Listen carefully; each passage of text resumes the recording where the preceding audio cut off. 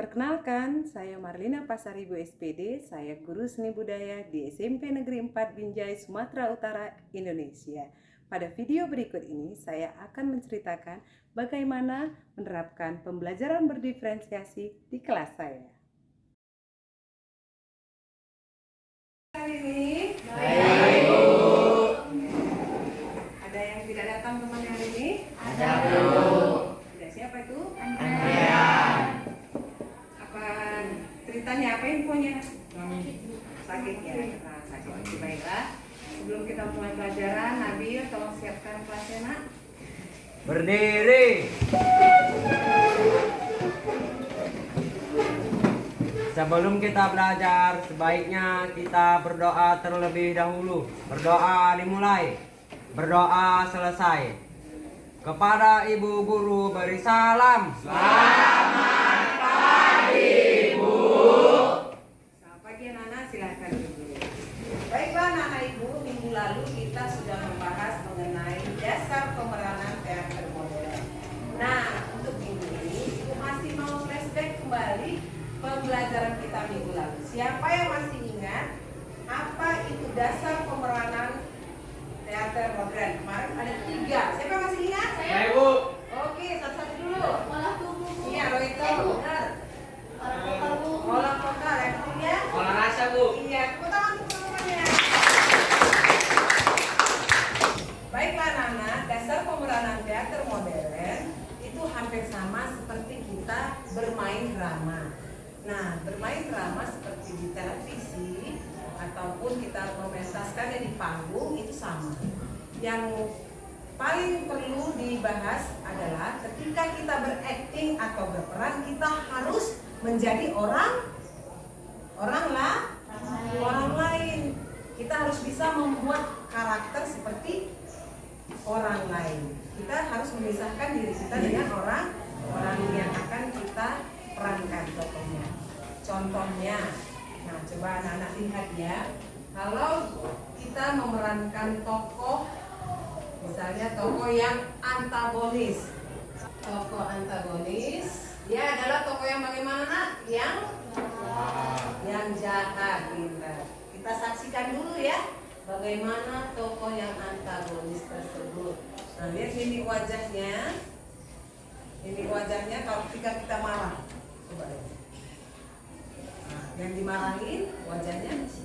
Nah, gimana kan? Nah, beda ya kenanya karakter marah dengan ketika kita dimarahin. Nah, lihat tatapan wajahnya, mimik wajah. Baiklah anak-anak Ibu, sekarang kita akan membahas peran antagonis dan protagonis. Pertanyaan Ibu, ada yang tahu apa itu peran antagonis? Siapa yang tahu? Saya, Bu. Ya, Bang Raffi. Peran antagonis adalah peran yang jahat, Bu. Iya, pinter. Tepuk tangan untuk Bang Raffi.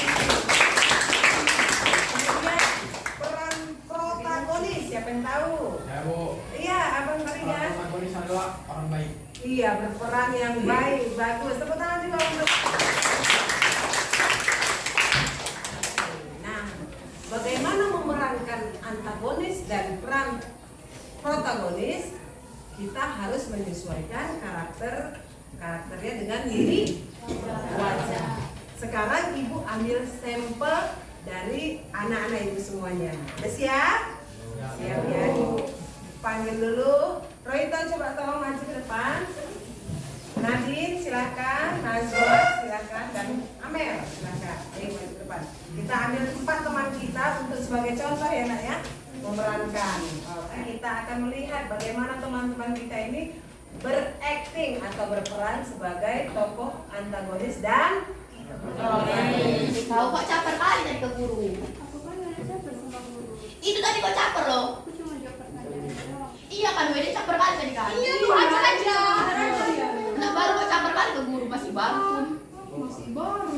Udahlah aku pindah kelas aja, datang nggak usah ke kelas kami. Bila anak-anak Ibu, tadi kita sudah melihat teman-teman kita memerankan 2 tokoh. Sekarang pertanyaannya, yang sebelah sini Siti memerankan peran apa nak?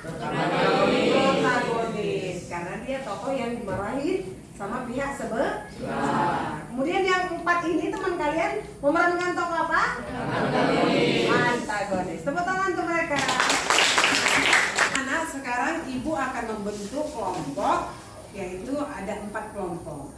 Kita akan memberi peran untuk kalian, tapi kalian sendiri yang menentukannya. Ibu memberikan kebebasan untuk anak-anak ibu menciptakan naskah untuk berperan. Kamu bikin cerita, terserah cerita apa saja mengenai lingkungan sekolah. Apa kejadian-kejadian yang ada di lingkungan sekolah kamu, nanti kamu kembangkan dalam sebuah naskah lalu diperankan. Ya, ngerti sampai di sini anak-anak? Oke, sekarang kita buat kelompoknya ya. Oke, silakan. Nah, anak-anak ibu, kita sudah membentuk 4 kelompok.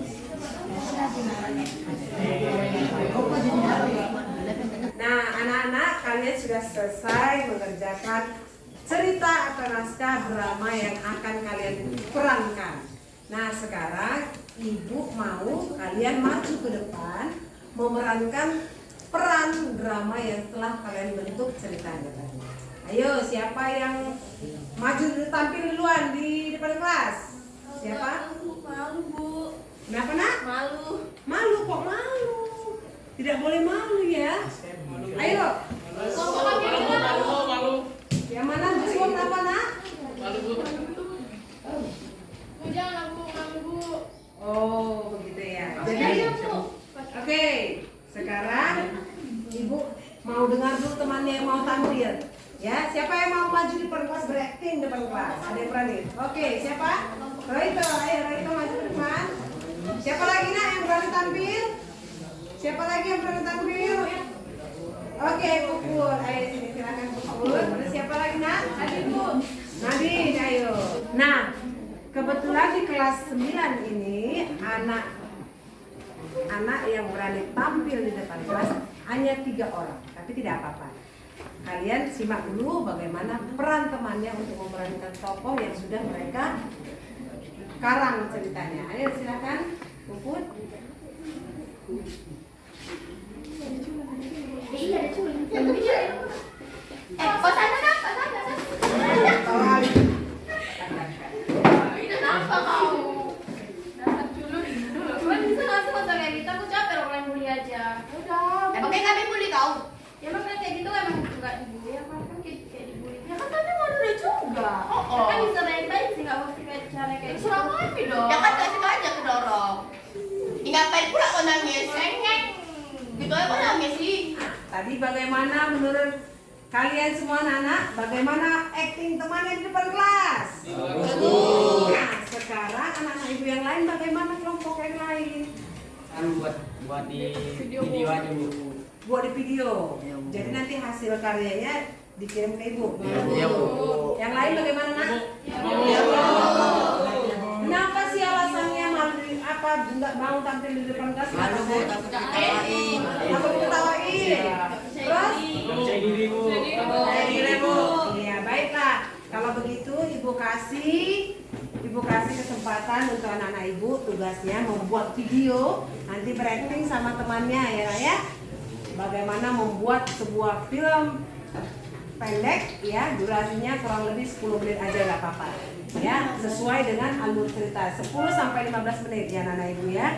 Buat cerita yang menarik nanti kumpulkan melalui video, nanti kita akan share di akun YouTube Ibu Pasar Ibu. Bagaimana? Setuju Bu. Setuju? Baiklah, minggu depan kita akan kumpul rekaman videonya masing-masing per kelompok ya nak. Ya, baiklah, terima kasih untuk pembelajaran hari ini. Semoga anak-anak ibu dapat membuat cerita yang menarik agar tampil. Nanti siapa yang berhasil videonya yang paling banyak ditonton dan paling kreatif akan mendapat hadiah reward dari Ibu Pasar Ibu. Oke, sampai di sini dulu pembelajaran kita. Terima kasih dan selamat pagi. Salam seni budaya. Tepuk tangan semuanya.